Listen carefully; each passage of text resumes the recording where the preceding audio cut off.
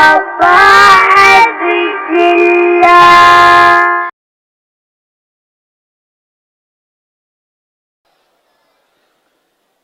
بسم الله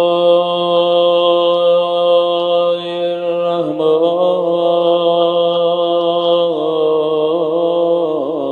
الرحيم. الحمد لله رب العالمين.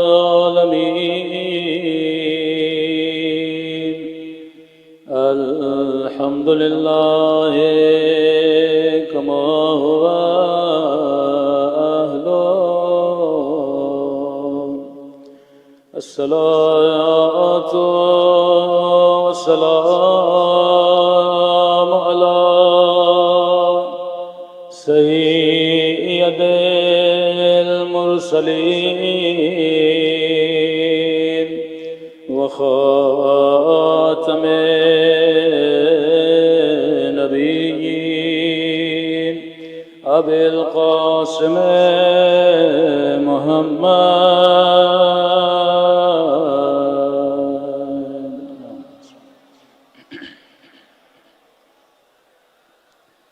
وعلى آله الطيبين الطاهرين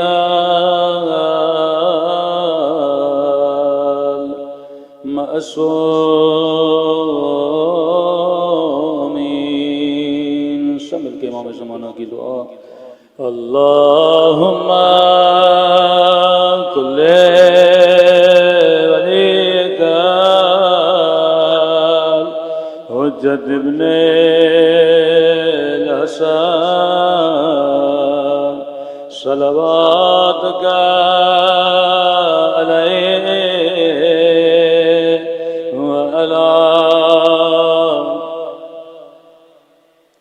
فی هذه الساعة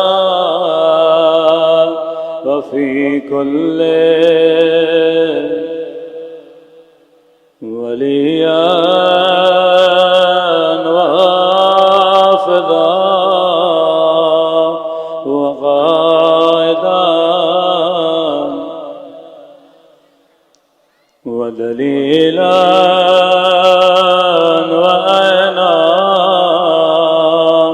حتى تسكنه أرضك طوعا وتمتعه فيها طويلا برحمتك يا أرحم الراحمين. صلوات پڑھیں محمد وآلہ.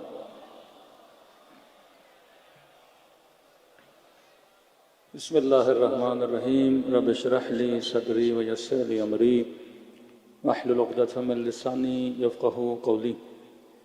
اما بعد فقد قال امامنا الحسین علیہ الصلاۃ والسلام انما خرجت لطلب الاصلاح فی محمد.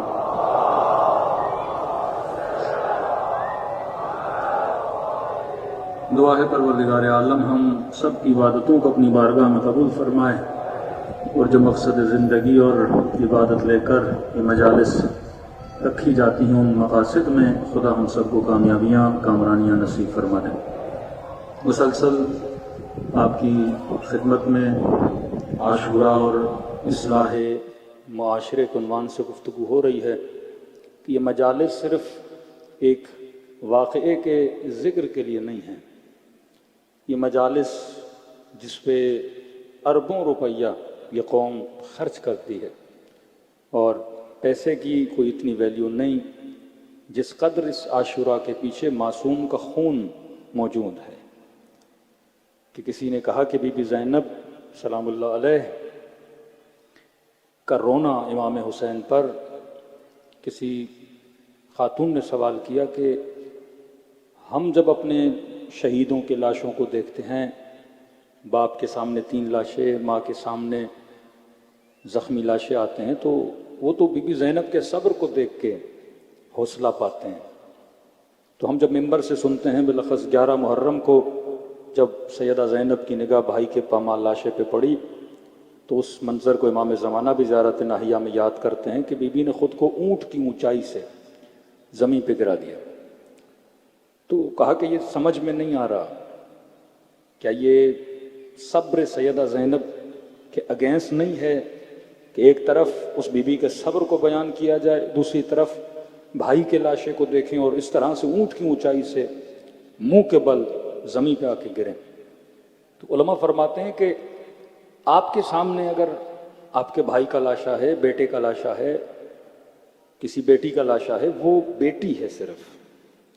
بی بی زینب جسے دیکھ رہی ہیں وہ صرف زینب کا بھائی نہیں ہے، وہ امام زمانہ ہے، سیدہ زینب ہے.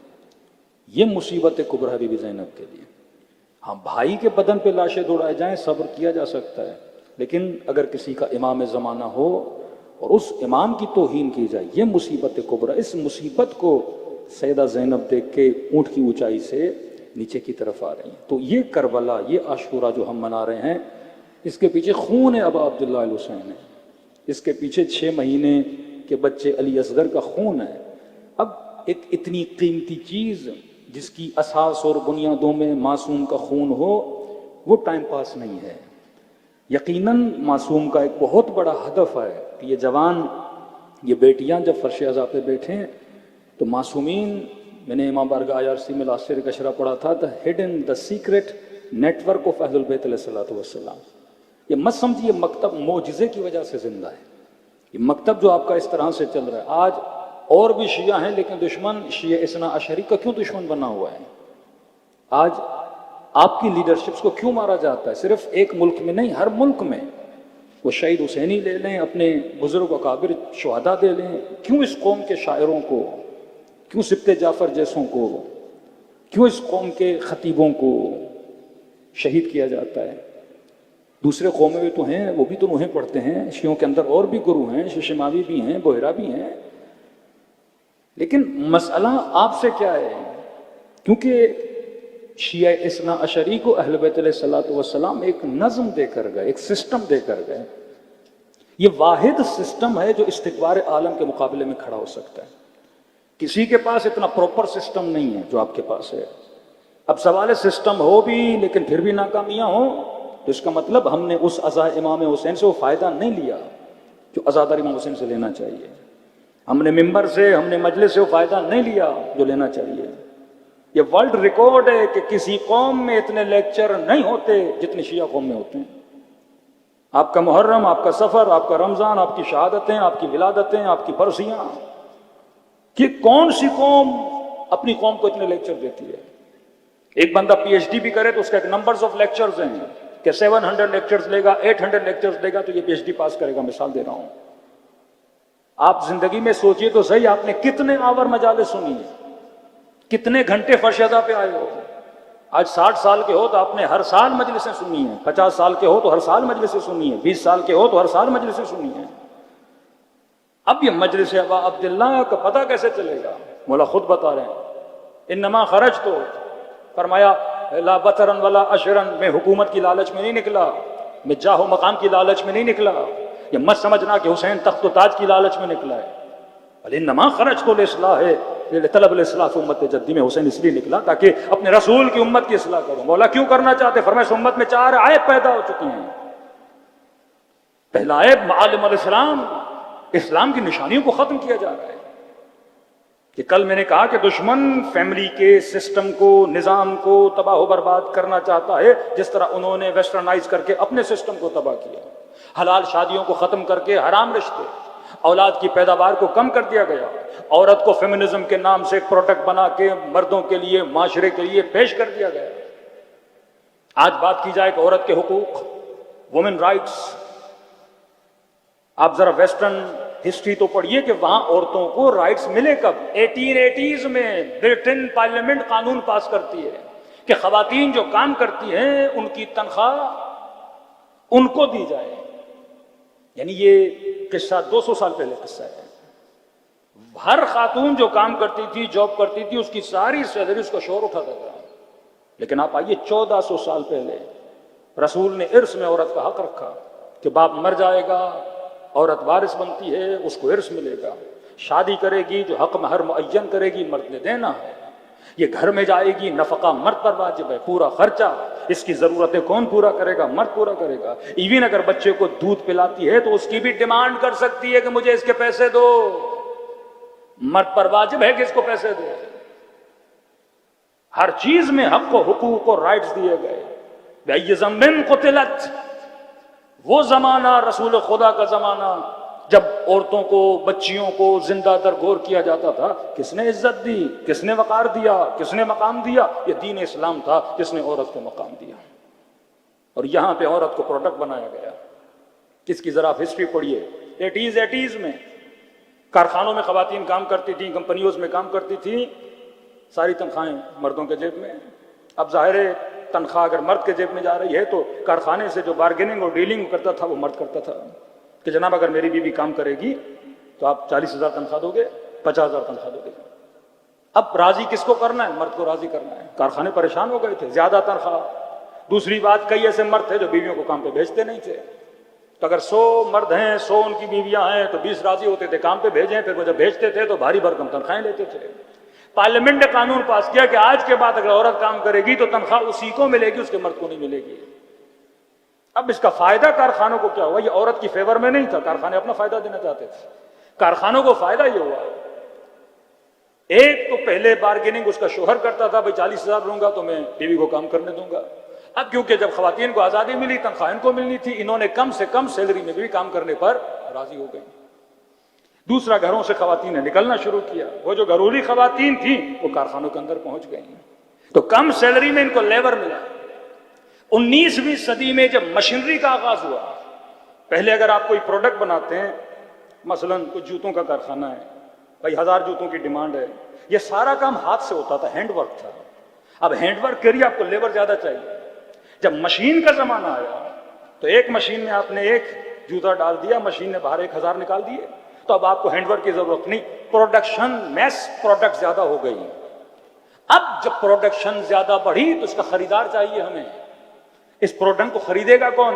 اس کے لیے مارکیٹنگ کا شعبہ بنا۔ اب اس پروڈکٹ کو بیچنے کے لیے خواتین کو ایز اے مارکیٹنگ پروڈکٹ ابزار اور ٹول استعمال کیا گیا کہ گاڑی سے عورت کا لینا دینا نہیں، اس کی پروڈکٹ میں بھی عورت کو ڈالا گیا۔ جوس بیچنا ہے، خواتین کو آگے کیا گیا۔ آگے کر کے کیا کیا گیا؟ کیونکہ مرد کے لیے ایک عورت اٹریکشن رکھتی ہے، ہر پروڈکشن اور ہر ایڈورٹائزمنٹ میں خواتین کو آگے کیا گیا تاکہ ان کو دیکھ کر ان کی پروڈکٹ کو خریدا جائے۔ پوری فلم انڈسٹری عورت کی شخصیت کو تباہ و برباد کر دیا گیا۔ جس کی شخصیت میں نظر ہونی چاہیے، اس کے حیا پہ، اس کی عفت پہ اسلام نے، اس کی تربیت پہ اسلام نے خاتون کی مینجمنٹ پہ بات کی ہے۔ دا بیسٹ مینیجر گھر کی اگر کوئی ہے تو خاتون ہے۔ اگر بیسٹ مربی اگر بچے کو پالنے کی صلاحیت رکھتی ہے وہ عورت ہے۔ 9 مہینہ بچہ پیٹ میں ہوتا ہے، کوئی شکایت نہیں کرتی، پوری رات اس بچے کے لیے جاگتی ہے، محنت کرتی ہے، اسے کھانا کھلاتی ہے۔ یہ مرد کی صلاحیت سے باہر ہے، یہ صلاحیت خدا نے عورت کو دی ہے۔ لیکن انہوں نے خواتین کی کن چیزوں کو باہر لایا؟ صرف نگاہ ایک انسان کے جسم پر، صرف اسے ایک ایسا پروڈکٹ بنایا جو بے حیائی کا پروڈکٹ بن جائے۔ تو اسلام کے زمانے میں، قبل اسلام کے آنے سے پہلے عورتوں کو دفن کیا جاتا تھا۔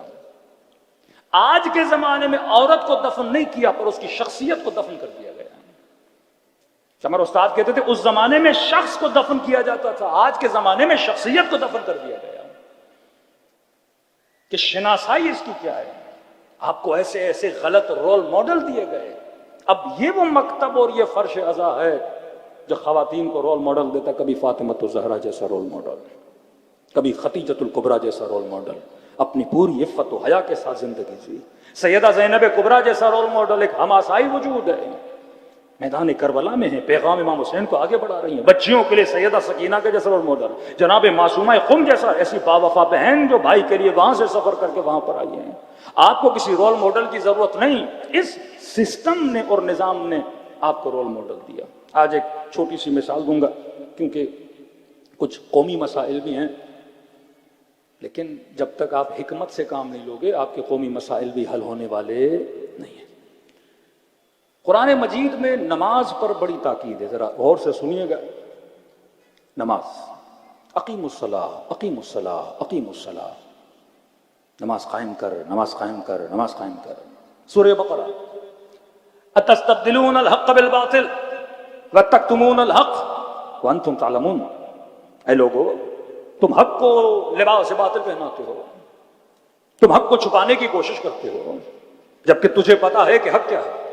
پھر فرمایا واقیموا الصلاۃ وآتوا الزکاۃ وارکعوا مع الراکعین، نماز قائم کر، زکوٰۃ ادا کر، اور رکوع کرنے والوں کے ساتھ رکوع میں چلا جا۔ اتأمرون الناس بالبر وتنسون انفسکم وانتم تتلون الکتاب افلا تعقلون، کہ لوگو تم لوگوں کو نیکی کی دعوت دیتے ہو جبکہ اپنے آپ کو بھول جاتے ہو، جبکہ تجھے پتا ہے کہ حق کیا ہے۔ واستعینوا بالصبر والصلاۃ، مدد مانگو صبر سے، مدد مانگو نماز سے۔ وانھا لکبیرۃ الا علی الخاشعین، وانھا صیغہ تانیث ہے، اور یہ نماز بہت گراں چیز ہے، اس پر وہی عمل کر سکتا ہے جس کا قلب خاشع ہے یا بندے خاشع ہے۔ پورے قرآن میں کہیں پر بھی نہیں ہے نماز پڑھو، اقیم الصلاۃ، نماز قائم کرو۔ امیر المومنین کی شہادت نماز میں، 11 محرم کو سیدہ زینب نماز، امام حسین آخری سجدہ، جنگ صفین ابن عباس وقت نماز ہے، علی نے نماز پڑھنی ہے۔ یہ ہے کیا نماز؟ الصلاۃ تنہی عن الفحشاء والمنکر، نماز فحشاء سے بچاتی ہے، نماز منکر سے بچاتی ہے۔ کئی نوجوان سوال کرتے ہیں مولانا قرآن کی آیت ہے نماز فحشاء سے بچاتے، میں نے کہا کفر یہ اتنے نمازی داعش والے، کبھی جہاد النکاح، کبھی لواط کی بیماری، کبھی فسق، کبھی فجور، کبھی ظلم، کتنے نمازی ہم دیکھتے ہیں مولانا نماز پڑھتے ہیں لیکن فحشاء میں، نماز پڑھتے ہیں پر زنا میں، نماز پڑھتے ہیں پر فسق و فجور میں۔ یہ کون سی نماز ہے جو فحشاء سے بچاتی ہے؟ یہ کون سی نماز ہے جو منکر سے بچاتی ہے؟ اور نماز، اور اس کے بعد نماز جماعت کی فضیلت کہ دن میں 5 مرتبہ ہر مسلم پہ نماز واجب کی۔ احادیث یہاں تک کہ اگر سر نو کے نیزہ پر بھی ہے پھر بھی نماز جماعت کو ترک نہ کرنا۔ ہے کیا نماز جماعت؟ ہے کیا یہ فضیلت نماز؟ یہ کون ہے جس سے کہہ رہا واستعینوا بالصبر والصلاۃ، مدد مانگو صبر سے، مدد مانگو نماز سے؟ یہ قرآن کتاب حکمت ہے، ذرا 5 منٹ سوچو تو صحیح۔ کہا وانھا لکبیرۃ الا علی الخاشعین، یہ نماز جو ہے یہ سخت کام ہے، یہ بہت بڑا کام ہے، اس سے وہی انجام دے گا جو بندے خاشع ہوگا۔ 2 چیزوں سے مدد مانگو، صبر سے اور نماز سے، لیکن کہا کہ نماز بڑا مشکل کام ہے بنسبت صبر کے۔ اب 5 منٹ سوچئے، کسی کا جوان بیٹا مر جائے اس پہ صبر کرنا مشکل ہے یا مسجد میں جا کے 2 رکعت نماز پڑھنا؟ کسی کے گھر میں اس کا بچہ کوئی باہر مار دے اور اس کا چھلنی لاشا اس کے پاس پڑا ہو، کوئی کہے کہ جناب اس پہ صبر کرنا مشکل ہے، 2 رکعت نماز پڑھنا؟ مولانا صبر کرنا مشکل ہے، نماز تو آسان ہے۔ 6 سال گزر جائیں، لوگوں کے بچے غائب ہوں، یہ صبر مشکل ہے یا کسی مسجد میں جا کے 2 رکعت نماز پڑھنا؟ قرآن کہتا نہیں نماز پڑھنا مشکل ہے، لیکن پریکٹیکلی دیکھا جائے تو صبر مشکل ہے۔ آپ کو گھر لینا ہے، بینک گئے 1 کروڑ روپے آپ نے نکالا، باہر جیسے نکلے چور آیا آپ کا 1 کروڑ لے کے چلا گیا۔ اب کوئی کہے کہ 2 رکعت نماز پڑھنا مشکل ہے، یہ جو آپ کا پیسہ چوری ہوا، پورا گھر پورا مال آپ کا لٹ کے چلا گیا، اس پہ صبر کرنا مشکل ہے۔ لیکن قرآن کہتا ہے وَإِنَّهَا لَكَبِيرَةٌ إِلَّا عَلَى الْخَاشِعِينَ، نماز کو قائم کرنا یہ مشکل کام ہے کیا یہ نماز؟ امیر المومنین سے پوچھا مولا یہ صلاۃ کیا ہے؟ فرمائے صلاۃ سے مراد ولایت علی بن ابی طالب ہے۔ کبھی نہیں کہا پڑھو، کہا اقیم الصلاۃ، نماز کو قائم کرو، یہ نظام ولایت کی بات ہو رہی ہے۔ اقیم الصلاۃ وآتوا الزکاۃ، پھر کہا ورکعوا مع الراکعین، رکوع کرنے والوں کے ساتھ رکوع میں چلے جاؤ۔ واسجدوا مع الساجدین نہیں، مع المصلین نہیں، مع الشاکرین نہیں۔ حالانکہ نماز میں سجدے کی بڑی فضیلت ہے، ہونا تو یہ چاہیے تھا سجدے کرنے والوں کے ساتھ سجدے میں چلے جاؤ، لیکن کہا نہیں، رکوع کرنے والوں کے ساتھ رکوع میں چلے جاؤ۔ یہ رکوع ہے کیا؟ سورہ بقرہ پہلا سورہ، اس میں یہ کہا کہ رکوع کرنے والوں کے ساتھ چلے جاؤ، پھر کہا تجھے حق کا پتہ ہے تو حق کا ساتھ نہیں دیتا، پھر کہا تو حق کو چھپاتا ہے، پھر کہا تجھے علم بھی ہے پر تو عمل نہیں کرتا، پھر کہا یہی نماز ہے جو تمہاری مدد کرے گی، پر اس نماز پہ چلنا، اس کو قائم کرنا بڑا مشکل ہے۔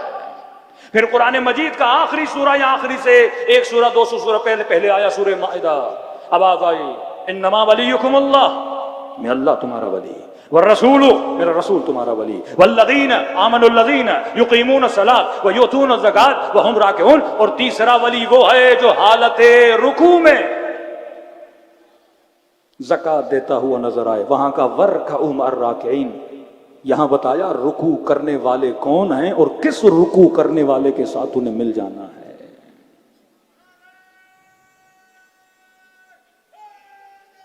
یعنی قرآن اس سے واضح کیا بتایا؟ افلا یعقلون، تو عقل سے فائدہ نہیں لیتا؟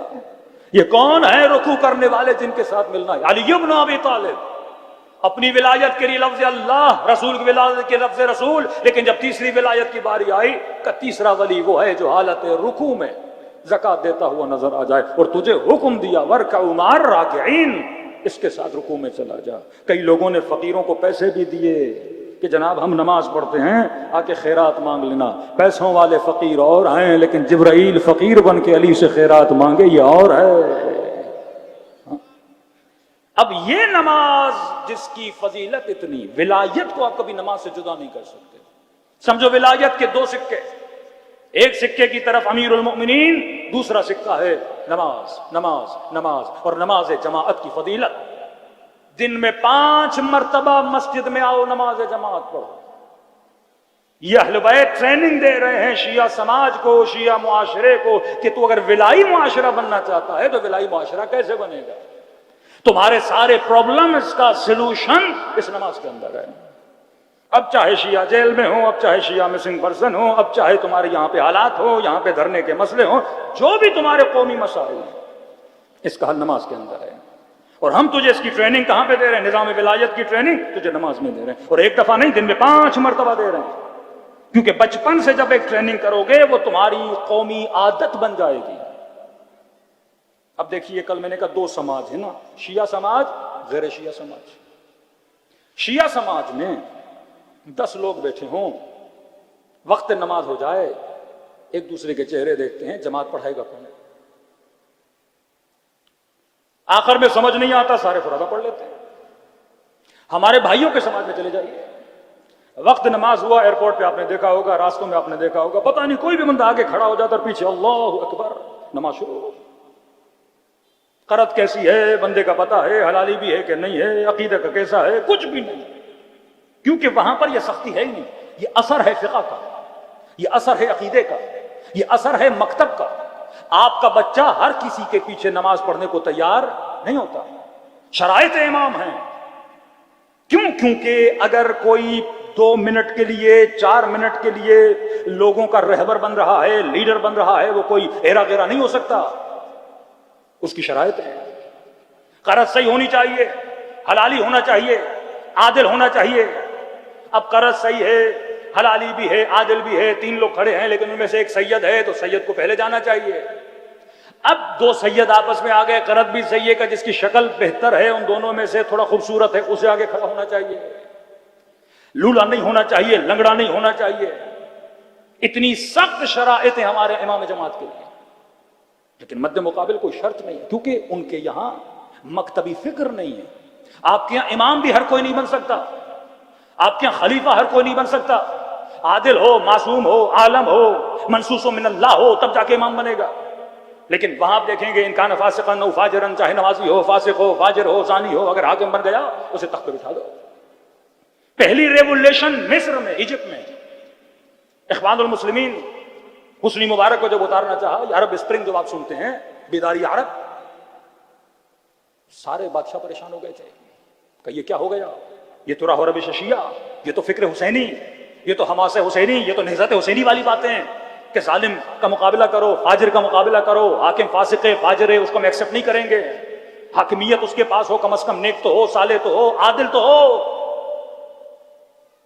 تو خود اخوان المسلمین کے لوگ مکتبی لوگ تھے، تو ان کے اندر اختلاف اٹھا کہ ہمارے پاس صحیح و سند، ہماری کتابوں میں روایات ہے، رسول خدا نے فرمایا حاکم فاسق بھی ہو، فاجر بھی ہو، حبشی غلام بھی ہو، ایون دین کے اندر بدعتیں پیدا کرنے والا اگر حاکم بن گیا تو اس کے خلاف اٹھنا، آج کلپس موجود ہیں ہمارے بزرگوں اہل سنت کے مفتیوں کے، آپ جا کے انٹرنیٹ پہ ڈھونڈ سکتے ہیں، برملا کہتے ہیں حاکم کیسا بھی ہو اس کے خلاف قیام نہیں کر سکتے۔ انہوں نے کہا بھائی علی الاعلام دین کا نقصان کر رہا ہے، ہم کیسے کریں؟ دینی اقدار ختم ہو رہے ہیں، اسرائیل کا ساتھ دیا ہوا ہے، مسلمانوں کے قتل میں، ان کے خون میں شامل ہیں۔ بہرحال یہ طبقہ بھاری ہوا، انہوں نے حکومت گرا دی۔ ایک عرب کنٹریز کی میٹنگ ہوئی، ان کی اپنی یونیورسٹی میں اپنے مولویوں کو بٹھایا کہ یہ کیا ہو رہا ہے؟ اگر یہ چیز آگے بڑھنے لگی، اگر یہ فکر مجامع اور معاشرات اہل سنت میں پڑھنے لگی تو ہماری کوئی بادشاہت باقی نہیں رہے گی۔ $2 بلین انویسٹ کیا اور مصر میں اخوان المسلمین کی حکومت کو گرایا گیا، پھر سے وہ پرانی حکومت واپس لائی گئی تاکہ یہ سوچ اور فکر کو مٹا دیا جائے جو فکر ابا عبداللہ امام حسین تھی۔ آج زندہ ہو آپ اپنی فکر کی وجہ سے۔ کیسے ممکن ہے کہ اہل بیت آپ کو نظام دے کر نہ جائیں؟ کیسے ممکن ہے آپ کو ایک تھیوری دے کر نہ جائیں؟ کیسے ممکن ہے آپ کے مشکلات اور مسائل کو حل کرنے کے لیے فرزند زہرا آپ کو کچھ بتا کر نہ جائیں؟ بتا کر گئے ہیں، پر ہم ہیں جو عمل نہیں کرتے۔ وہ مکتب جس نے لیڈ کرنا تھا، وہ ابا عبداللہ الحسین جس کی وجہ سے اسلام بچا، جس کی وجہ سے دین بچا۔ آج ہم مشکلات میں کیوں ہیں؟ کیونکہ ہم نے دین کی باریکیوں کو نہیں سمجھا۔ فرمایا نماز سے مراد ولایت اہل بیت علیہ الصلوۃ والسلام، اس کی ٹریننگ تجھے مسجدوں میں دی جاتی ہے۔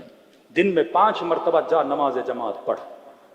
پہلی شرط، اگر کسی معاشرے میں 10 لوگ بھی ہیں تو اپنا لیڈر بناؤ، ٹیم بناؤ، نیٹ ورک بناؤ۔ بغیر نیٹ ورک کے مر جاؤ گے، بغیر لیڈرشپ کے مر جاؤ گے۔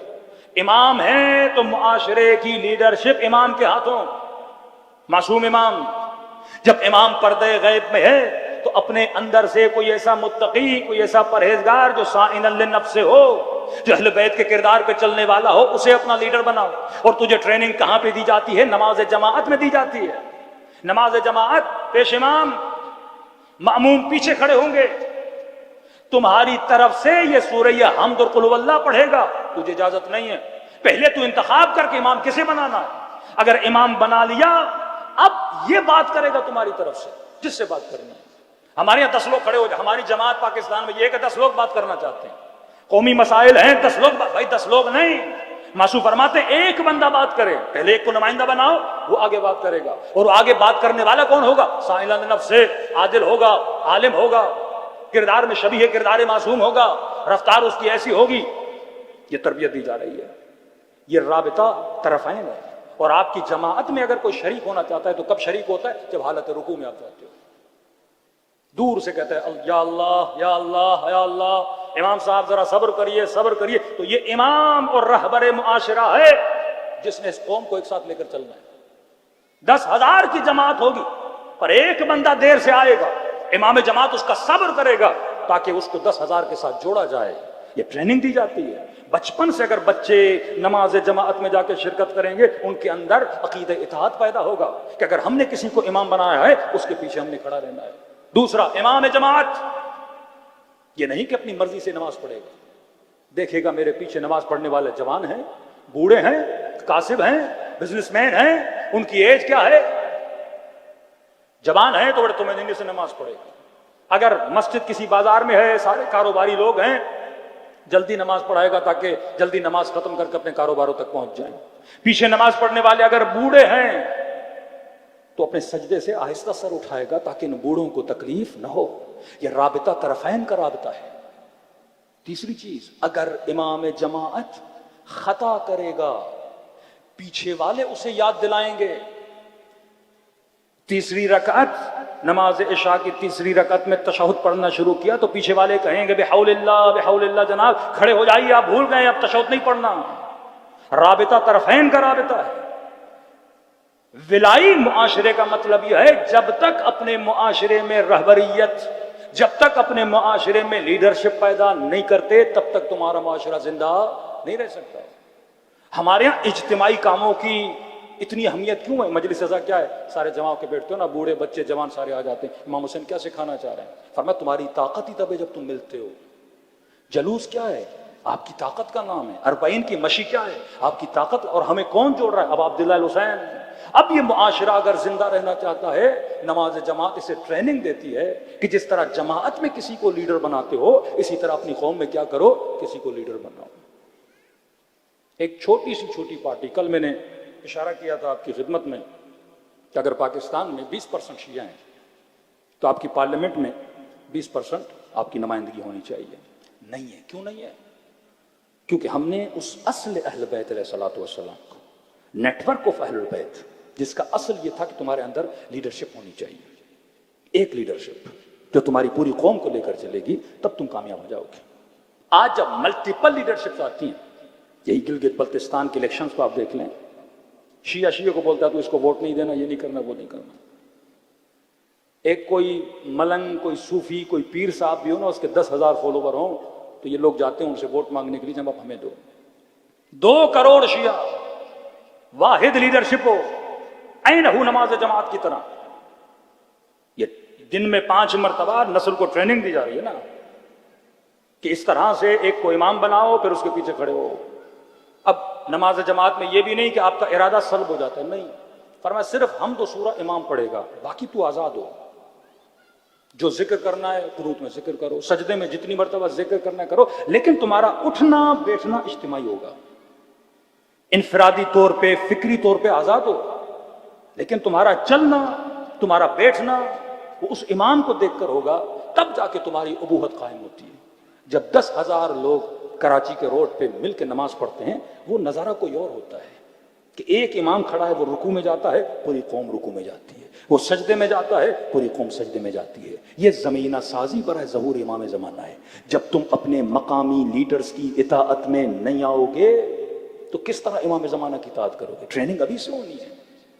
پورے پاکستان میں کیوں کراچی کے شیعوں کی ویلیو ہے؟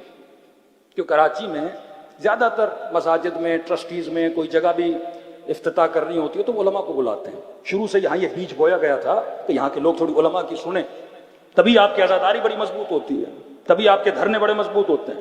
کیونکہ جب آپ واحد لیڈرشپ کے نیچے آتے ہو تو آپ قوت بن جاتے ہو، آپ قدرت بن جاتے ہو، آپ اس اہل بیت علیہ الصلوۃ والسلام کے نیٹ ورک کے نیچے آ جاتے ہو. لیکن اگر لیڈرشپ نہ ہو تو پھر اس کا نتیجہ ہے تفرقہ. وَاعْتَصِمُوا بِحَبْلِ اللَّهِ جَمِيعًا وَلَا تَفَرَّقُوا. اس رسی الہی کو، یہ جو نظام ولایت اہل بیت علیہ الصلوۃ والسلام ہے، اسے تھامو. فرمایا پھر تمہاری قوم کیا کرے گی؟ ترقی کرے گی. ایران، خمینی صاحب نے کوئی نیا کارنامہ نہیں کیا، انہوں نے اسی اصول اہل بیت کو، جو نظام ولایت فقیہ آپ سنتے ہیں. کیا مطلب نظام ولایت فقیہ؟ مطلب معاشرے کے اندر ایک لیڈرشپ ہو. لیڈرشپ کسی فاسق و فاجر کی نہ ہو، کسی نمازی کی ہو، جب تک امام زمانہ آئیں گے. اب لوگ کہتے ہیں ہم حق حکومت امام زمانہ کو دیں گے. بھائی حق حکومت ہے ہی امام کا. یرث اللہ عبادی الصالحین، زمین کا ورثہ کسے ملے گا؟ عباد الصالحین کو ملے گا. لیکن جب تک امام زمانہ کریں، کرسی خالی ہے. اس معاشرے میں لوگوں کے مسائل ہیں، کسی کے بچے کو مارا جاتا ہے، کسی کی عزت کو پامال کیا جاتا ہے، کسی کے مال کو خطرہ ہے، کسی کی مسجد میں جھگڑا ہے، قوم کے اندر تفرقہ ہے، مسائل ہیں، اخباریت کا مسئلہ، اصولیت کا مسئلہ. ان بچوں کے عقیدوں کو تباہ و برباد کیا جا رہا ہے. کون ان کو سمجھائے گا؟ غیبت امام میں. تو پھر وہ معصومین کی روایت، اگر سفر پہ بھی جا رہے ہو، 40 لوگ بھی ہو تو کسی ایک کو لیڈر بناؤ، سفر میں جھگڑا نہیں ہوگا. گھر کے اندر بھی ہو کسی کو لیڈر بناؤ، 4 بھائی ہو کسی ایک کو بڑا بناؤ، تمہارے اندر جھگڑا نہیں ہوگا. ہمارے مسائل کا حل واحد لیڈرشپ ہے. یہ اصل نظام ہے اہل بیت علیہ الصلوۃ والسلام ہے، جو قرآن سے ثابت ہے. اقیم الصلاۃ، نماز قائم کر، نماز قائم کر، گناہ سے بھی تب بچو گے. الصلاۃ تنہی عن الفحشاء. کون سی نماز ہے؟ یہ نظام ولایت ہے. جب تمہارا بچہ اس نظام کے اندر آئے گا، زنا سے بچ جائے گا. جب اپنے وجود پہ اہل بیت کی حکومت کو نافذ کرے گا، یہ فسق و فجور سے بچ جائے گا. جب ایک چھوٹی سی مجلس سے گناہ سے دور کر دیتی ہے، جب کمپلیٹلی اہل بیت کی تعلیمات میں آئے گا، گناہ سے بچ جائے گا. آپ کو کسی آفس کے کھولنے کی ضرورت ہے ہی نہیں. ہر محلے میں مسجد ہے. پورے پاکستان چلے جائیے، خیرپور جائیے، سکھر جائیے، سیون چلے جائیے، میہر چلے جائیے، اپنا ٹنڈولا یار چلے جائیے، کسی بھی شہر میں جائیں گے، حیدرآباد جائیے، کتنی مساجد ہے شیعہ. ایک واحد لیڈرشپ کو شیعوں کو پیغام دینا ہے، ساری مساجد میں ایک لیٹر چلا جائے گا. بھائی لیڈرشپ کا یہ لیٹر ہے، امام جمعہ و جماعت قوم کو یہ پیغام دے گا. الیکشن ہونے والے ہیں، قوم کو بتا دو کسے ووٹ دینا ہے، قوم کو بتا دو کسے ووٹ نہیں دینا. اب اگر آپ کے لیڈر کے پاس 2 کروڑ ووٹ ہیں، کون سی پارٹی نہیں جائے گی میرے بھائی؟ 10 وزارتیں تو کیا 20 وزارتیں لے سکتے ہو، اپنے مسائل حل کر سکتے ہو. کسی سیاسی پارٹی بنانے کی ضرورت بھی نہیں ہے. انہی بڑی بڑی پارٹیوں سے وزارتیں لے سکتے ہو. حزب اللہ لبنان یہی کام کہ اگر ایک حسن نصر اللہ کے پاس ووٹ بینک ہے، 1 ملین شیعہ کا ووٹ بینک ہے، 5 لاکھ شیعوں کا ووٹ بینک ہے، تو وہ بات کرتے ہیں بھائی ہمارے پاس اتنا ووٹ بینک ہے. اب ان کو پتا ہے کیونکہ جب آپ کی لیڈرشپ ہی نہیں ہے مسائل کا حل کیسے ہوگا؟ واحد لیڈرشپ. نظام ولایت کا مطلب امام نہیں تو پردے غیب میں با کردار با صلاحیت اپنے اندر سے کچھ اشخاص کو چنو اور ان کا انتخاب کرو. اب یہ بھی نہیں کہ وہ شخص فرعون بن جائے، نہیں، اس کا کردار بھی بالکل معمومین کے ساتھ ایسے ہو، ان کے حال کو دیکھے، ان کی شخصیت کو دیکھے، افراد کو دیکھے. اس کا حضرت سلیمان کے لیے قرآن کہتا ہے سلیمان نے محل بنایا تھا شیشے کا محل. یہ استعارہ ہے، محل شیشے کا نہیں ہوتا. مطلب لوگ سلیمان کو دیکھتے تھے سلیمان کیا کر رہے ہیں. سلیمان نے اپنے محل کو اتنا شفاف بنایا تھا کہ اس کے درمیان اور لوگوں کے درمیان ربط بڑا مضبوط تھا. آج سب سے بڑی کوششیں کی جا رہی ہے عراق میں آیت اللہ سستانی کی لیڈرشپ کو توڑا جائے، ایران میں خامنئی کی لیڈرشپ کو توڑا جائے، پاکستان میں ستیہ ناش بہت پہلے ہو چکا تھا. لیڈرشپ جب ختم ہو جاتی ہے تو قوموں کے مسائل ہو جاتے ہیں. کہ زمانہ ہے مولانا آج کل مسنگ پرسن کا دوسرے مسائل اتنے میں ان سلسلوں میں پڑھتا نہیں کیونکہ میں حکمت کی بات کرتا ہوں. پارا چنار کا مسئلہ ہوا، کراچی میں مومنین نے دھرنا دیا، 2 جوان جان ہاتھ سے چلی گئی. مسئلہ پارا چنار کا پھر بھی حل نہیں ہوا. اب 10 دھرنے تو مسئلہ حل نہیں ہوگا. 10 دھرنے دے دو، مسئلہ حل تب ہوگا جب آپ ایک لیڈرشپ کے نیچے آؤ گے. میرے بس میں ہوتا تو میں بولتا کراچی سے کوئی 20-40 ہزار جوان اٹھیں، یہ جو نام نہاد لیڈرشپ ہیں ان کے گھروں پہ جا کے دھرنا دیں. 10,000 ایک لیڈر کے دروازے پہ بیٹھیں، 20,000 دوسرے لیڈر کے دروازے پہ بیٹھیں، 30,000. کسی روڈ کو بند کرنے کی ضرورت نہیں، ان کے گھروں کے باہر جا کے دھرنا دو اور بولو آپ ایک ٹیبل پہ بیٹھو، بات کرو، قوم کے اندر ایک لیڈرشپ کو پیدا کرو، پھر وہ لیڈرشپ اس قوم کے اندر کام کرے. کسی نئے دفتر آفس کو بنانے کی ضرورت نہیں، انہی مسجدوں کو استعمال کرو. ایک پیش امام چھوٹے سے گاؤں میں اگر جمعے کا خطبہ دیتا ہے 300 لوگ اس کے سامنے ہوتے ہیں. ایسے ایک مولانا کے پاس 500 1,000 1,500 2,000 لوگ ہیں. یہ لاؤڈ کس لیے بنائے گئے؟ تاکہ قوموں تک پیغام پہنچے. واحد لیڈرشپ، پیغام نیٹ ورک کا نیچے آئے گا، مسجدوں میں پھیلے گا، پوری قوم یکجہتا ہو کر ایک سمت میں ایک خط میں چلے گی. یہ اس قوم کی کامیابی ہے. یہ وہ نظام تھا جو اہل بیت نے دیا. کسی سے بھیک مانگنے کی ضرورت نہیں ہے. نظام خمس آپ کے پاس ہے. ان مسجدوں میں خمس جمع ہوگا، وہ خمس اس قومی لیڈرشپ کے پاس جائے. آدھا نجف یا ایران چلا جائے حوضوں کے لیے، آدھا وہ خمس اس قومی لیڈرشپ کے پاس رہے، پھر وہ پوری قوم میں خرچ ہو. کیونکہ اس لیڈر کے نمائندے مسجدوں میں ایز اے مولانا موجود ہیں. مولانا کو محلے کی ہر پریشانی کا پتہ ہوتا ہے. اگر پرماننٹ مولانا کسی مسجد میں جمعہ پڑھا رہا اسے پتا ہے کس بیٹی کا مسئلہ ہے، کس کے گھر میں بیماری کا مسئلہ ہے، کس کا شوہر مر گیا، اس کے گھر میں راشن نہیں ہے. مولانا ہیز آل دی انفارمیشن. یہ سارا پیسہ مولانا کے پاس ہے. آج مولوی بھکاری بن چکا ہے. نظام اہل بیت میں مولانا از دا اسٹرانگ ٹول ہے. کیونکہ خمس کس کے پاس جائے گا؟ وکیل معصوم کے پاس نا. پہلے نظام وکالت تھا، آرگنائزیشن آف امام موسیٰ کاظم نے بنایا. سارے پیسے امام موسیٰ کاظم کے شاگردوں کے پاس آتے تھے. یہی شاگرد مختلف شہروں میں نمائندے ہوتے تھے.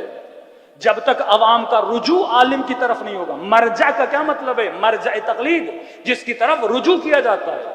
ایک عالم کی ویلیو تب بنتی ہے جب اس عالم کے پاس پیسہ ہو اور یہ مسجد میں بیٹھا ہے، یہ 4 لوگوں کی شادیاں کروا سکے، 4 غریبوں کا علاج کروا سکے، جن کے پاس کھانا نہیں کھانا دے سکے. تو عوام کا رجوع کس کی طرف ہوگا؟ عالم کی طرف. ابھی عوام کا رجوع کس کی طرف ہے؟ حاکم کی طرف. بھکاریوں کی طرح ایک چھوٹا سا کارڈ لے کے بینک اور ATM پہ کھڑے ہوتے ہیں کہ 4,000 حکومت دے گی، 5,000 حکومت دے گی. یہ شان و شانیت شیعہ نہیں ہے. معصوم آپ کو نظام دے کر گئے اکنامکس کا. آج ایسے خبیث ٹی وی پر آتے ہیں اور خمس کے بھائی خمس شریان حیات تشیع ہے. یہ اکنومیکل سسٹم ہے. آپ کو کسی سے بھیک مانگنے کی ضرورت نہیں ہے. وہ تاجر، وہ مالدار. اب کیا ہوا؟ جب انڈیویجول لیڈرشپس آتی ہیں وہ پیسے لے لیتی ہیں، بڑے بڑے مدرسے بنا لیتے ہیں، بڑے بڑے سسٹم بنا لیتے ہیں، اور جو قیادتیں ہوتی ہیں پھر وہ گاڑی کے لیے اور پیٹرول کے لیے پریشان ہوتی ہیں. یہ نظام جو اہل بیت نے دیا اس نظام پہ چلو. جب تک واحد لیڈرشپ نہیں بناتے، پھر نیٹ ورک آف مساجد آپ کے پاس موجود ہے. انہی مسجدوں کے 2nd فلور کو آپ اسکول بنا سکتے ہو. بولو جتنے ہمارے بچے ہیں آ کے اس اسکول میں پڑھیں گے، بچیوں کا الگ، بچوں کا الگ. انہی مسجدوں کا سیٹ اپ بنا کے ساتھ میں ہاسپٹل بنا سکتے. اسی خمس کے پیسے سے ہاسپٹل بنا سکتے ہو. اسی خمس کے پیسے سے بچوں کے لیے اسکول بنا سکتے ہو. پورا ڈیٹا اپنے محلے کا کلیکٹ کر سکتے ہو، کتنی بیوائیں ہیں، لوگوں کو زنا سے، لوگوں کو گناہ سے بچا سکتے ہو. اسی مسجد کو مرکز بنا سکتے ہو. شادی بھی یہی ہوگی، مسائل بھی. لوگوں کا رجوع مسجد کی طرف ہوگا، آپ کے پورے مسائل حل ہو جائیں گے. بلتستان کی مثال آپ کے سامنے ہے. کل میں نے شاید مجلس میں پڑھا، کراچی میں، پنجاب میں. ہمارے ایک مولانا تھے پنجاب میں، شیخو پورہ کی سائٹ پہ. ویڈیو میں نے دیکھی ان کی. FIR کٹی، پولیس آئی، گریباں سے پکڑ کے مولوی کو لے کے جا رہی تھی. کیوں لیڈرشپ نہیں ہے نا؟ آپ کے مولوی کو اٹھا کے جیل میں پھینک دیتے ہیں. ہاں غلط کام کر رہا ہے، کوئی غیر قانونی کام کیا وہ ایک الگ بات ہے، معاملہ وہی ہونا چاہیے جو سب کے ساتھ ہوتا ہے. لیکن یہ مذہبی کیسز، مذہبی بنیادوں پہ کیسز بنا کے لوگوں کو اٹھایا جائے. لیکن بلتستان میں آپ نے دیکھا ایف آئی آر کٹی، پورا زور لگا کے مولانا کو پکڑا جائے، نہیں پکڑ سکے. کیوں؟ وہاں پہ لیڈرشپ ایک تھی، ایک لیڈر، عالم لیڈر تھا. وہاں جمعہ مرکز ہے، بلتستان کا جمعہ آپ دیکھیے، ایک عالم جو کہے گا وہ حرف آخر، پوری قوم اس کے پیچھے چلتی ہے. ایک کسی کی ضرورت کہ آپ کے کسی بچے کو ہاتھ لگائیں، ایک کسی کی ضرورت کسی عالم کو ہاتھ لگائیں.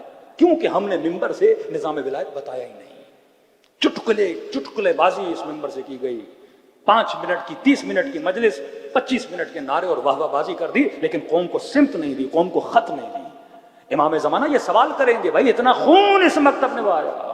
ایران کے بعد سب سے زیادہ شیعہ اگر کسی ملک میں رہتے ہیں وہ پاکستان ہے. آج پنجاب کا حال دیکھیے، آج مسائل دیکھیے آپ، کتنا پیسہ یہ قوم ازا امام حسین پہ دیتی ہے. لیکن ایک خط اسے دی جائے، اس میں علماء کا بھی کردار ہونا چاہیے، مولوی حضرات کا بھی کردار ہونا چاہیے. لیکن ان دھرنوں سے اچھا ہے یہ سارے دھرنے پہلے اپنے لیڈرز کے گھروں پہ جا کر دو، تاکہ وہ ایک ہو جائیں، قوم کے اندر ایک لیڈرشپ پیدا ہو. شہید حسینی کی محنتیں ضائع نہ ہوں، مفتی جعفر صاحب کی محنتیں ضائع نہ ہوں. بڑا خون دیا ہے ان بزرگ علماء نے. زکوٰۃ کے مسئلے میں بڑا مشکل ہے اسٹیٹ کو منوانا کہ ہم زکوٰۃ نہیں دیں گے. آپ کے لیے قانون پاس کیا گیا کہ شیعہ کیونکہ نہیں مانتے یہ زکوٰۃ نہیں دیں گے، یہ اپنا سارا پیسہ اپنے مراجع کو بھیجتے ہیں. تو آپ کے پاس ایک اکنومیکل سسٹم، یہ جنگ جو اسرائیل کے ساتھ ہے، یہ جنگ پھر بھی ہو سکتی ہے. یہ سانس لے رہا ہے اسرائیل، اسلحہ ختم ہو چکا تھا، ہو سکتا ہے نیکسٹ وار اس سے بھی زیادہ سخت جنگ ہو، کیونکہ وہ تنگ آ گئے اس سسٹم سے، اس نظام سے تنگ آ گئے. ایرانی جوانوں کو بے دین بنا دیا. اتنا پیسہ انہوں نے خرچ کیا، کسی ملک کے لیے اتنے ٹی وی چینلز نہیں بنائے گئے جتنا پرشین لینگویج میں انہوں نے چینل بنائے. فلموں کی ٹرانسلیٹ کر کے، ڈبنگ کر کے ان کی نسلوں کو تباہ و برباد کر دیا گیا. ان کے اندر سے حجاب کو ختم کر دیا گیا. تہران کے اندر فیملی سسٹم کو تباہ و برباد کر دیا گیا. کیوں؟ کیونکہ وہ نہیں چاہتے یہ نظام چلے. کون سا نظام؟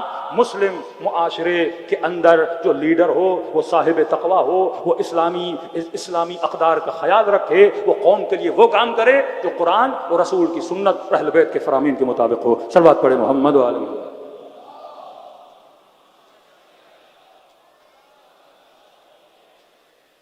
میں نے کئی سال پہلے کھل کے بھی پڑھا تھا، لیکن ہمارے کچھ حضرات ناراض بھی ہو جاتے ہیں. لیکن یہ عقل کی بات ہے میرے عزیز.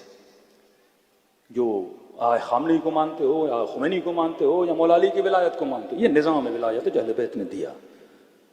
Team work, network, leadership, رہبریت. اگر معاشرے میں زیدیوں کو دیکھیے کتنے کامیاب ہیں، ایک لیڈر. آغا خانی ایک لیڈر، بحیرہ ایک لیڈر. جہاں جہاں چھوٹی چھوٹی قومیں بھی دیکھو لیڈر کامیاب ہیں. یہ آج کل ہری پگڑی والے، سبز پگڑی والے ایک لیڈر بنایا ہوا ہے. ہم شخصیت پہ نہیں جا رہے بندہ کیسا ہے کیا کیا نہیں، لیکن لیڈر ایک ہے، ان کا نیٹ ورک مضبوط ہے. اپنے بچوں کے لیے کارٹون بنا رہے ہیں، ٹی ویز بنا رہے ہیں، بہت سارے کام کر رہے ہیں، اسکولز بنا رہے ہیں. جماعت اسلامی ایک لیڈر. جماعت اسلامی کو اسکول دیکھیے، مختلف کام دیکھیے. ہمارے یہاں بھی کام ہوا، 90s تک بہت اچھا کام ہوا. لیکن جیسے لیڈرشپ اور ان کے مسائل شروع ہوئے، قوم کے اندر مسائل اور بڑھتے گئے. ایک پارا چنار، 8 لاکھ کی آبادی، کھانا نہ پہنچے، دوائیاں نہ پہنچے، اور یہاں شیعہ بیٹھے رہیں. یہ ہماری ناکامیاں ہیں، یہ ہماری کمزوریاں ہیں، اور یہ ہوں گی. کیونکہ اگر اہل بیت کے سسٹم اور نظام پہ نہیں چلو گے کبھی کامیاب نہیں ہوگے. اور نظام پہ چل کے دیکھو، پھر دیکھو کم من فئۃ قلیلۃ، خدا کہتا ہے ہاں تعداد میں کم تھے لیکن اکثریت پہ غالب آ گئے. کیوں؟ کیونکہ ان کے اندر سسٹم تھا، ان کے اندر نظام تھا. یہ خمس ہمارے لیے ہے، ہمیں فائدہ دیتا ہے. اللہ الصمد ہے، خدا غنی ہے. خدا کو میری نماز کی ضرورت نہیں، نماز پڑھو گے تجھے فائدہ ہوگا. امیر المومنین کے پاس شخص گیا، مولا میں آپ کی مدد کرنا چاہتا ہوں، علی کی مدد کرنا چاہتا ہوں. امام فرمایا اعینونی بالورع والزہد. علی کی مدد کرنا چاہتے ہو، تقوی کے ساتھ میری مدد کر، زہد کے ساتھ میری مدد کر، جہاد کے ساتھ میری مدد کر. یہ علی کی مدد ہے. خدا کو منن ساری اللہ کی کون؟ اللہ کو کس مدد کی ضرورت ہے؟ تو اچھا بنے گا، یہ خدا کی مدد ہے. آپس میں ایک ہوگے، تمہارے جوانوں کی جانیں بچیں گی. 4 اسکول تمہارے سسٹم کے اندر آئیں گے، 4 بیواؤں کے مسائل ہوں گے، غریبوں کے مسائل. اتنا بہترین نظام خمس. جس قوم کے اندر نظام خمس ہو کہ مولانا ہمارے اندر فقیر ہیں، جس خمس کا آدھے کا آدھا حصہ سہم سادات ہو، کہ یہاں سادات فقیر موجود ہیں. تو 2 ہی چیزیں ہیں، یا لوگ خمس نکالتے نہیں، یا پھر خمس کی تقسیم صحیح نہیں ہے. مطلب نظام میں بگاڑ موجود ہے، سسٹم آپ کو اہل بیت نے دیا ہوا ہے، لیکن ہم سسٹم کو فالو نہیں کر رہے۔ جب سسٹم کو فالو نہیں کرو گے پھر اس عمل پہ پیسے بھی خرچ کرو گے لیکن نتائج کبھی تمہیں حاصل نہیں ہوں گے۔ صلوات پڑھے محمد و آل محمد۔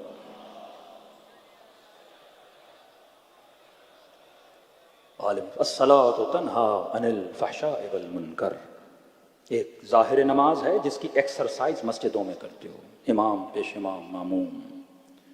ایک باطن نماز ہے، وہ ولایت اہل بیت علیہ الصلوۃ والسلام۔ انا الصلاۃ، امیر فرماتے ہیں میں صلاۃ ہوں، میں نماز ہوں۔ ہاں آؤ ولائی بنو۔ اتنا بڑا مفہوم ولایت ہم نے اسے محدود کر دیا ایک نعرے میں، محدود کر دیا لفظوں میں۔ یہ نظام ہے، یہ سسٹم ہے۔ جوان آیا مولا علی کے پاس، مولا میں آپ کی ولایت کا ماننے والا۔ امام فرمایا مجھے تیرے وجود کے اندر اپنی ولایت نظر نہیں آتی ہے۔ مولا میں کہتا ہوں علی ولی اللہ خلیفتہ بلا فاصل۔ ہمیں یہ زور ہوتا ہے کہ اذانوں میں نعرہ دینا ہے، وہ بھی ضروری ہے، لیکن ولایت سمجھو تو صحیح ہے کیا؟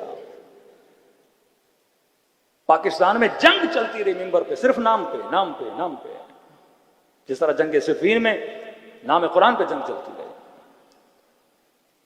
کلمۃ الحق، کلمہ حق کا ہے، یرید بہ الباطل، نیتیں باطل کی ہیں، تمہیں لڑانا چاہتے ہیں۔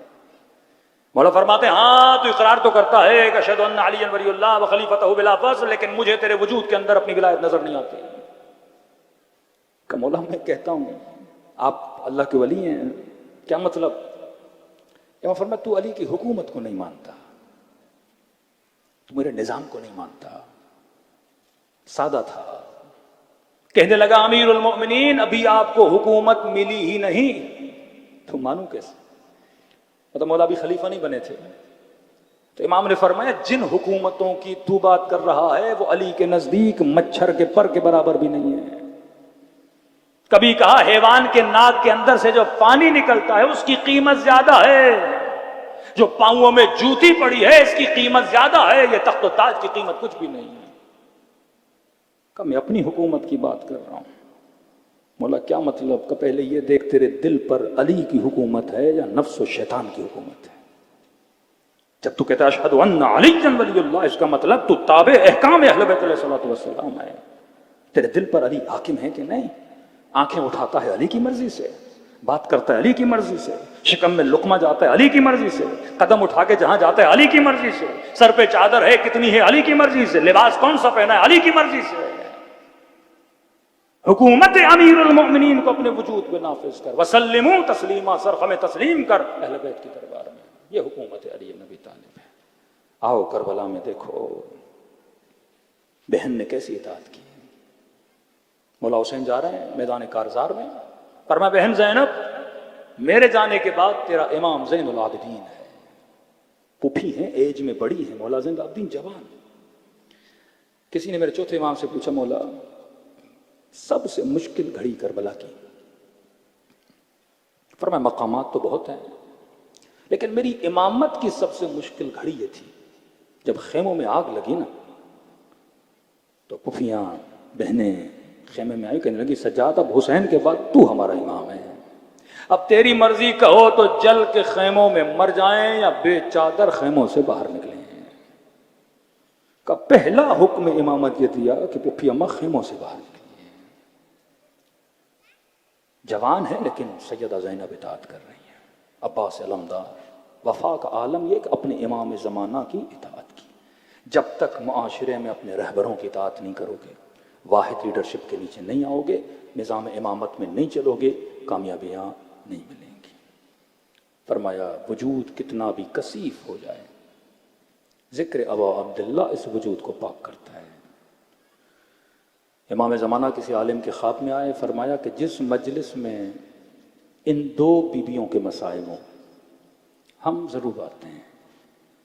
مولا کون سی بیویاں؟ فرمایا ایک ننھی سی سکینہ کے مسائل، دوسرا فرمایا میری پھوپھی زینب کے مسائل۔ آئیے آج خدا کو سیدہ زینب کا واسطہ دیں اور دعا کریں خدا اس بی بی کے صدقے میں ہم سب کی خطاؤں کو درگزر فرمائے، ہم سب کے گناہوں کو معاف فرمائے۔ السلام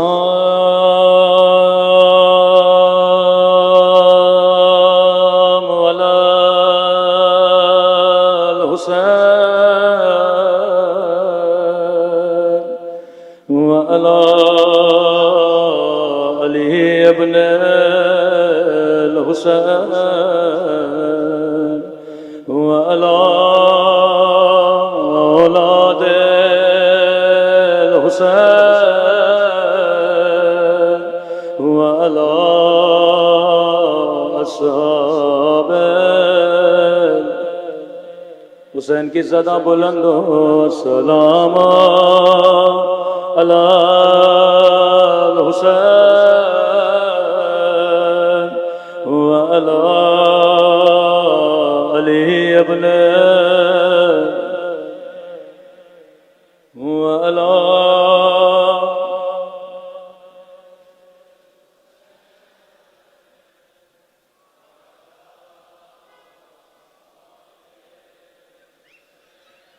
سب مل کے السلام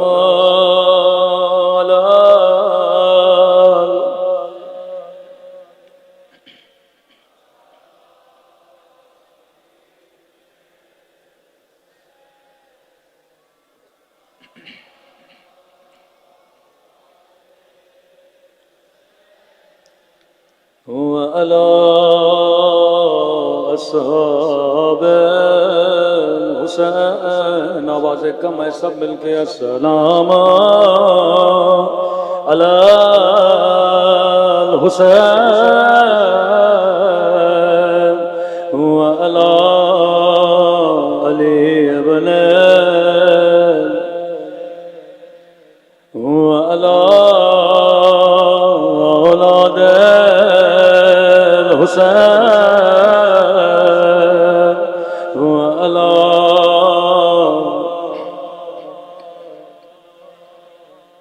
میرا سلام ہو زخمی کلائیوں پہ، یہ سلام میرا نہیں فرزند زہرا امام زمانہ کا سلام ہے۔ اللہ جانے یہ زخمی کلائیاں کس کی کلائیاں ہیں، میرے استاد فرماتے ہیں یہ زینب کبریٰ کی کلائیاں ہے، جسے امام زمانہ آیا یاد کر کے رو رہے ہیں۔ جب بھی اللہ کے دربار میں ہاتھ اٹھایا کرو، خدا کو ان زخمی کلائیوں کا واسطہ دیا کرو۔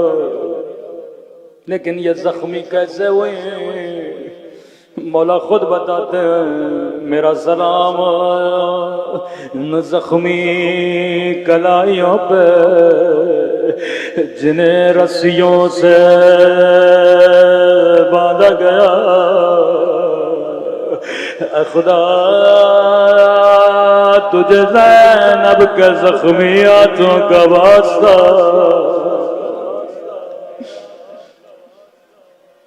لقب شریکت الحسین، شریک غم شریک انقلاب۔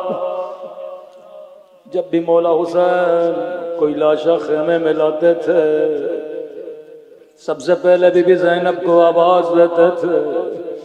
روایت کے جملے ہیں جب قاسم کا لاشا لائے، خیمے کے در سے کہا بہن زینب قاسم کا لاشا لایا ہوں لیکن ماں کو نہ بتانا۔ ماں سے پہلے بی بی زینب آتی تھی، کہنے لگی حسین تیرے ہاتھ تو خالی ہے، تیرے ہاتھ تو خالی ہے۔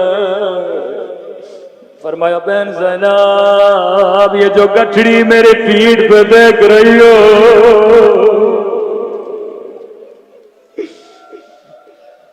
ہر لاشا آیا سب سے پہلے بہن زینب کو بلایا۔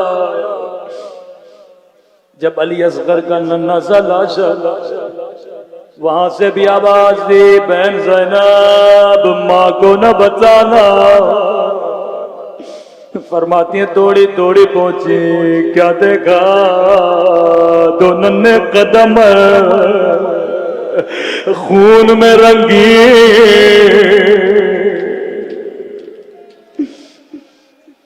جب اکبر کا لاشا اٹھانا چاہا اس وقت بھی سیدہ زینب مدد کو پہنچی تھی۔ ہر شہید کے لاشے پہ نوحہ پڑھنے والے، ماتم کرنے والے، گریہ کرنے والے لیکن فضا کہتی ہیں ایک مرتبہ خیمے میں 2 ننھے سے لاشیں لائے گئے، اکبر پہ رونے والی کہیں نظر نہیں آئے، قاسم پہ رونے والے کہیں نظر نہیں آئے۔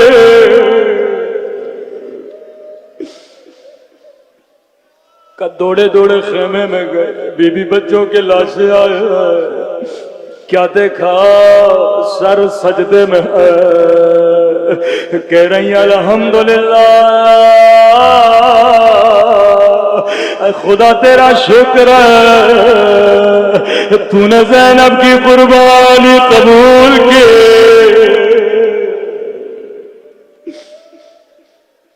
کہتی ہیں بچوں کے لاشوں پہ نہیں روئے، قافلہ کوفے کو روانہ ہوا، کٹی ہوئی گردنیں نو کے نیزہ پہ رکھی گئی۔ کبھی رو کے کہتی تھی کوفے والو، جس نے رسول خدا کی زیارت کرنی ہے وہ میرے اکبر کی زیارت کر لے۔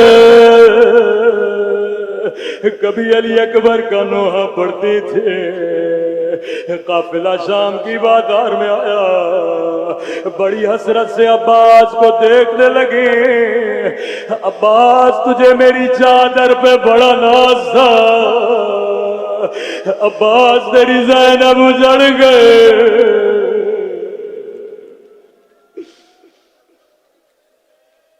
لیکن کبھی بچوں کو دیکھ کے زینب نے کوئی نوحہ نہیں پڑھا۔ زندان شام رہائی کا وقت قریب آئے، ظالموں نے سارے سروں کو زندان شام میں بھیجا۔ اکبر کا سر آیا، اکبر کی ماں دوڑے دوڑے گئے، میرا بچہ مجھے دو۔ قاسم کا سر آیا، ام فروہ دوڑی دوڑی گئی، مجھے دو۔ ہر کوئی اپنے بچوں کو گود میں لے رہا تھا۔ حسین کا سر آیا، زینب نے گودی میں لیا۔ راوی کہتا ہے 2 کٹے ہوئے سر زندہ میں آئے، ہر بی بی انتظار میں ابھی زینب جائے گی، لیکن زینب کبھی اکبر پہ روئے، کبھی قاسم پہ روئے۔ سر لانے والے نے کہا کیا ان سروں کی ماں مر گئی ہے؟ فضا نے کہا مجھے دو، یہ میرے بچے ہیں۔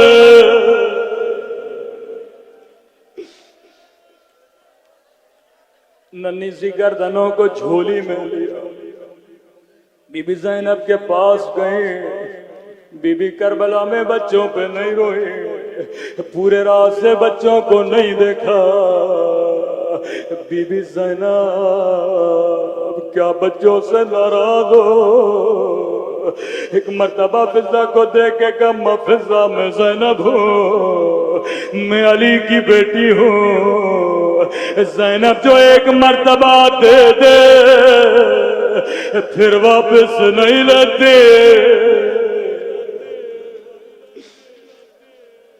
صبر زینب۔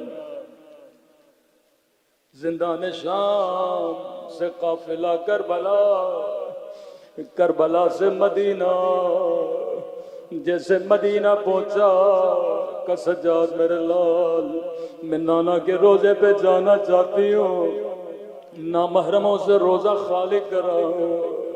سارے نامحرم باہر گئے، جیسے نانا کے روزے میں داخل ہوئی، بڑی حسرت سے نانا کی قبر کو دیکھا، کہا نانا نانا نانا بڑی دور سے آئی ہو، پوچھو گے نہیں زینب کیا لائی ہو؟ چند قدم آگے بڑھے، ایک مرتبہ کلائیوں سے کپڑا ہٹایا، کلائیاں قبر پہ رکھی، نانا تیری امت نے مجھے تازیاد مارے، نانا میری چادر چھینے، نانا میرا حسین مارا گیا۔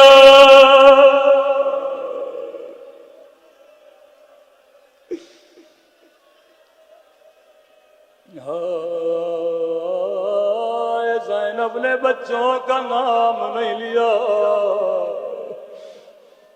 نانا کے روزے سے باہر آئی سیدھا جنت البقیع. اللہ اس ٹوٹی ہوئی قبر کی زیارت سب کو نصیب کرائے.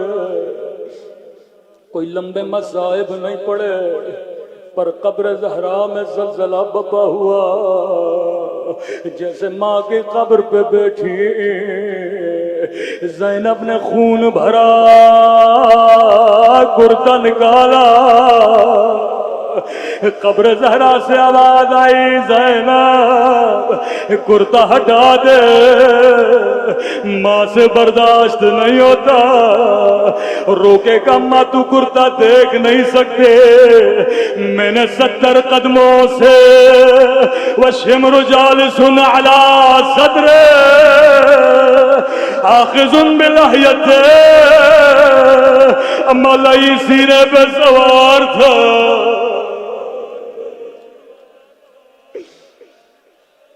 اما زینب کے دل سے پوچھو تیری زینب پہ کیا گزرا. کنیز کی آواز آئی بی بی گھر چلیے عبداللہ بلا رہے ہیں. قدیمی مومنو سوچ کے بتاؤ سیدہ کیا سوچ کے گھر جانے لگے. عبداللہ پوچھیں گے زینب میرے ہونا محمد کا کیا ہوا. جیسے گھر کے صحن کا دروازہ کھلا عبداللہ صحن میں چارپائی پہ بیٹھے تھے. نگاہ سیدہ پہ پڑی سر جھکا لیا. کہنے لگے بوڑھی خاتون رک جا میری زوجہ گھر میں موجود نہیں ہے. روکے کہ عبداللہ تو نے بھی نہیں پہچانا. عبداللہ انا زینب ارے میرا حسین مار گیا.